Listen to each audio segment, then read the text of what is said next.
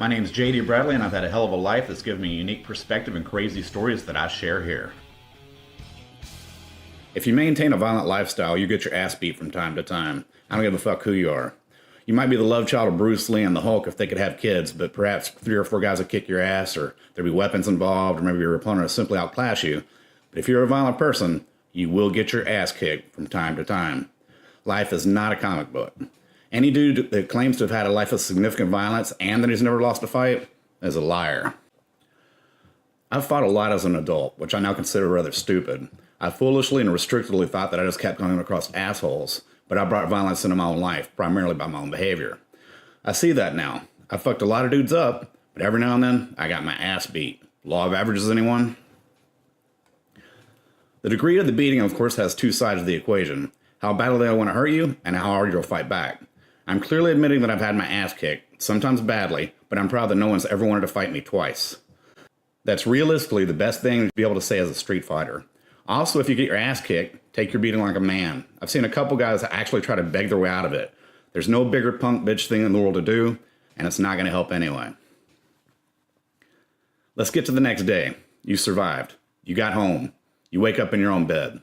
Maybe with cracked ribs, frequently a black eye, at least for me, a fat lip, and you feel vulnerable. This is not an experience that polite society is familiar with. You have to get into recovery mode. Sleep to the corner store and get a bunch of beer.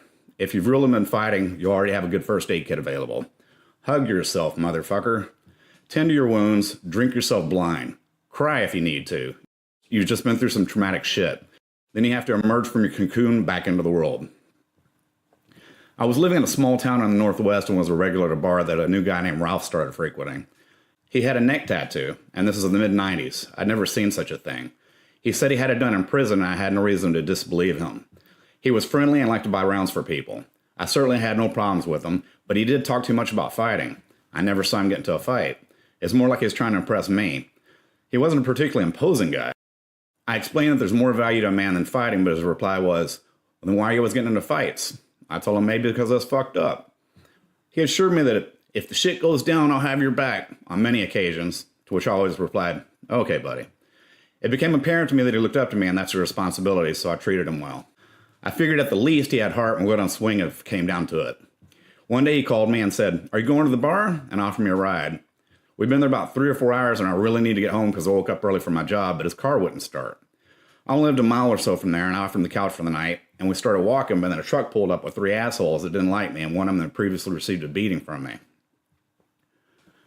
They got out and started the shit talk.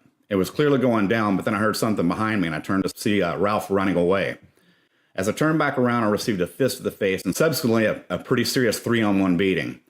I fought back as hard as I could to no avail. They finally got tired of kicking my ass and left.